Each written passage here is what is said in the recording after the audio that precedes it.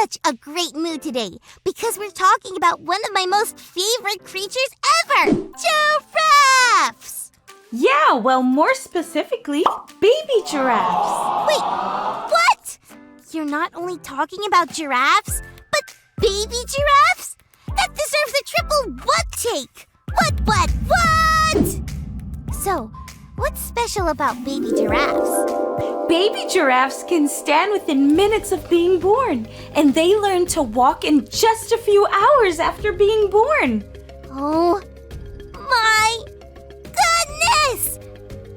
Aww! Isn't that amazing? They can walk the same day they're born. My mom told me that it took me 10 months to start walking when I was a baby. Okay, baby giraffes, I need a minute with all of the cuteness. Let's check out our Bible story. Today's story comes from the book of Daniel, chapter 5. The people of Israel had been taken away to a kingdom called Babylon.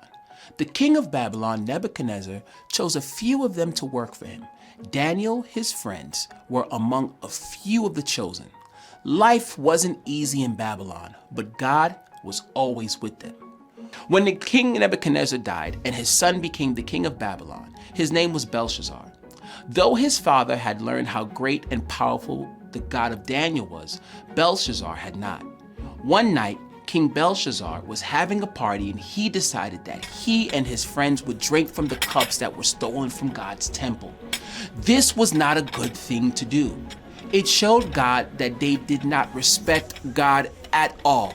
But Belshazzar was about to find himself in big trouble. The moment they began to drink from the cup, a hand appeared and wrote words on the wall. No one could tell the king what these words meant. No one except for Daniel, that is. Daniel was brought before the king, and Daniel told him the words on the wall were very bad news for King Belshazzar. He wouldn't be king much longer. In fact, the words said that the kingdom was going to be handed over to someone else. Belshazzar learned that at that moment that Daniel's God was great and powerful, and what he had done was wrong.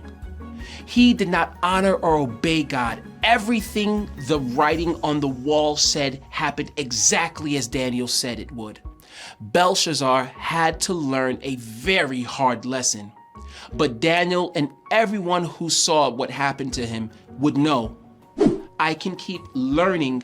God is with me.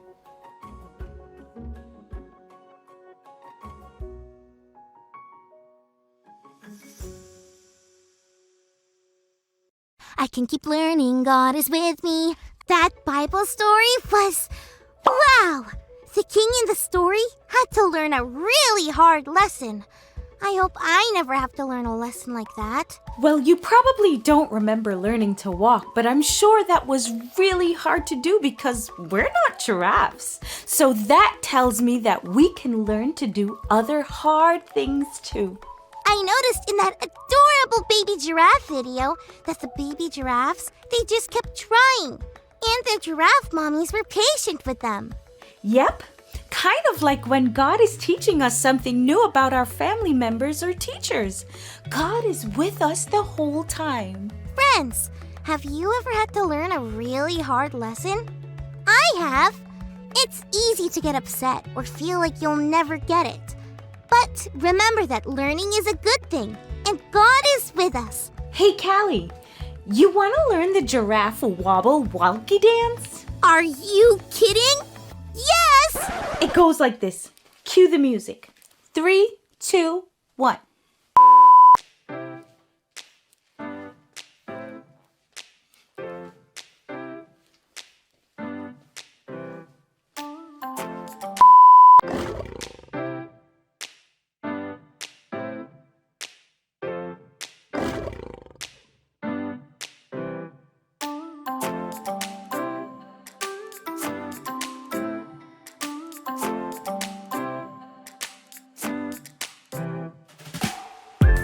It might be dark. Was that a bark? What can I do? If I feel afraid, what should I do? Shadrach, Meshach, and Abednego, pray to God to not let go. Daniel in the lion's den, they trusted God, so I will then hear me roar. My God is with me. Hear me roar. I don't have to worry. Hear me roar. My God is with me. Hear me roar. Hear me roar. So when it's dark and something barks, here's what I'll do when I feel afraid and life is a zoo. No matter what anyone else says, I will follow all God's ways. Even when I make mistakes, God gives me a brand new day. Hear me roar. My God is with me. Hear me roar. I don't have to worry. Hear me roar. My God is with me. Hear me roar. Hear me roar. That's it for today. See you next time. I love learning and growing with all of you.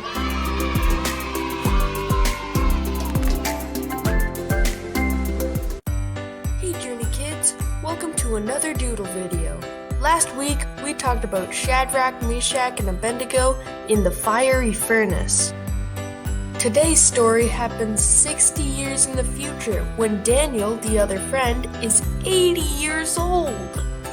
Can anyone remember the special talent God gave Daniel 2 episodes ago?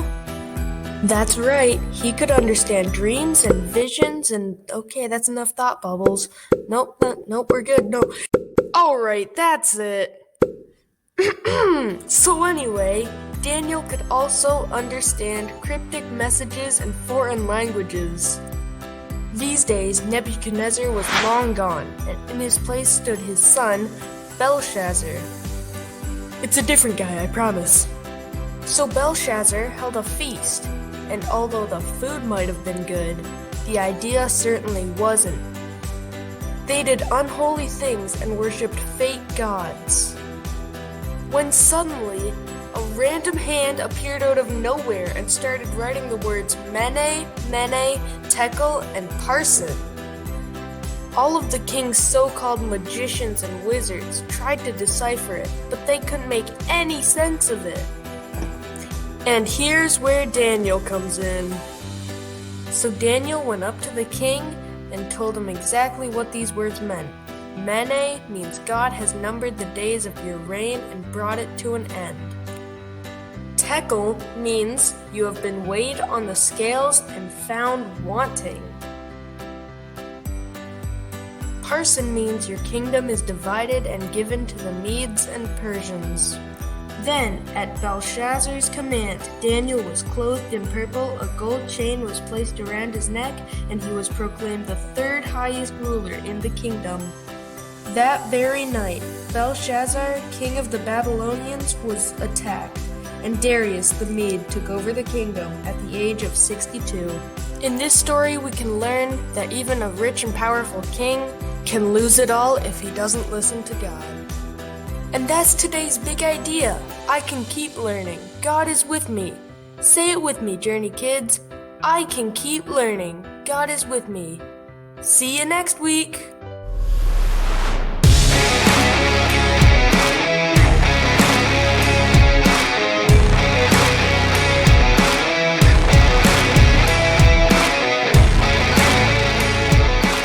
Hi there, you little elephant chicken nuggets. It's me, Carl. Welcome to Grow TV. Welcome to Grow TV. Hosted by Carl, where we have fun with our friends, talk about Jesus, and go over everything the Bible has to offer. Now once again, welcome to Grow TV. Y'all, you aren't gonna believe where I'm at right now. I'm at the elephant exhibit! And wow, these things are massive. Elephants are the largest land animal, and they spend 16 hours a day eating. No wonder they can't jump. Tell you what, I'm half tempted to jump over that fence and start riding one. But I think there may or may not be a rule against that. Either way, these creatures are just so fascinating. Want to learn some more? Me too. Hey man, how you doing? Hi, Andrew. I'm great. I just want to go over some cool elephant facts with the kids. Awesome, I'm always down to learn. Let's hear it. It says here that elephants can communicate with each other from up to 5 miles away. Holy moly, they can also live up to 70 years old? Look at this. This one's rubbing mud all over itself. Apparently they use mud as some type of sunscreen. Who knew? All right, last fact. It says here that elephants have incredible memory. They can remember faces and other elephants that they haven't seen in over 20 years. That is amazing. I bet King Belshazzar wishes he was part elephant. What in the world are you talking about? It's because, he forgot about the whole... You don't know who I'm talking about, do you? Nope. Okay, well, King Belshazzar was the son of King Nebuchadnezzar. Like we learned last week, King Nebuchadnezzar learned that God is the one true God. And he learned that from Daniel, Shadrach, Meshach, and Abednego. Guys that were brought over from their hometown to live and work in the kingdom of Babylon. These 4 followed God no matter what. I mean, the king tried throwing 3 of them into the fiery furnace, and nothing happened to them. So clearly the God they worshipped was real. Anyway, you'd think that when Nebuchadnezzar's son, Belshazzar, became king, he would have remembered all of that, but he didn't. Oh, well, that's a bummer. It really is. There was this one time when he was having a big dinner party, and he asked his servants to go get all of the silver and gold cups. And the thing is, the cups, or goblets as they called them, were very special. Well, how special were they? Well, these cups were taken from the temple in Jerusalem back when Daniel was taken as a slave. They were used to worship and honor God. Not for silly parties and worship of idols, but that's what the king was doing. He was using the goblets to worship other gods, who aren't really gods anyway. Oh yeah, well that's like really disrespectful. Kind of sad too. Right? But the thing is, God had a plan. Because as soon as they started drinking out of those goblets, a hand from heaven appeared. A hand? A hand from heaven? Are you kidding me? And it wrote a message on the wall, but the thing is, no one could read it. No one? No one. The king was frightened. He offered a gold necklace and the opportunity to become the 3rd highest ranking official in the land. Whoa, that's a big reward. It sure was. But still, no one could read it. Until the queen walked out and she brought up the name of, can you guess? George Thorogood? What? No. Oh, I have no idea then. Daniel. She told the king about Daniel. Oh, of course. I should have known. So Daniel came out and he told the king that he wasn't interested in the rewards. He only wanted to read and share the message of what God had written. Daniel is the man. But before he read the writing on the wall, Daniel took that opportunity to share a message with the king. He told the king of his father's mistakes, reminding him of how he didn't listen to God. And then Daniel told the king about himself, about how he had turned against God and refused to listen and obey God. Wow, that's some heavy stuff. You ain't lying. Then Daniel decided to tell the king about what the writing on the wall meant. He said this, God has numbered the days of your reign and brought it to an end. You have been weighed on the scales and found wanting. Your kingdom is divided and given to the Medes and Persians. Holy moly. So basically the writing said, hey, Belshazzar, your kingdom's guilty of like a lot of things and you're in big trouble. Oh, and by the way, you're not going to be a king for that much longer. Did I get that right? Pretty much. It was a very revealing truth, but the king honored Daniel for telling him what it really meant. So what happened next? Well, everything that was written on the wall came true. That night, the king was killed and a man named Darius became king. Wow, so much happened so fast. I guess you're right about the whole elephant memory thing. Belshazzar should have known better. Yep, all he had to do was take a look at his father's life and the people before him to realize that he should have really been listening to God, especially as king. For sure. I guess that's how we should be living too. What do you mean? Well, think about it. If we think about the people that lived before us, our friends, our family, even people in the Bible, we can look at them and how they lived, the choices they made, even the mistakes that they regret, and we can learn from them. You're absolutely right. We can also look back at what God has told us and others and learn from that as well. It's never too late to start learning from God. I agree. Don't you? Nice.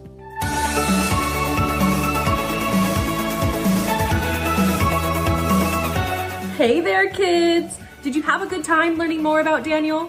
Now, I'm just gonna assume all of you said, yes, we loved it. All right, well, today's big idea is something truly special. It's, I can keep learning. God is with me. Now, you know the drill. Let's roar that big idea out as loud as we can. Ready? 1, 2, 3. I can keep learning. God is with me! Awesome job, everyone! Now, Speaking of roars, I heard next week's episode has a lot of lions. I don't know. Just what I heard. Anyways, I hope I can see you then. Bye, kids!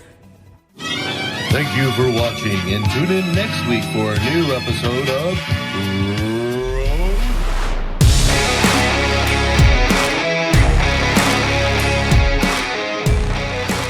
Nahum chapter 1 verse 7.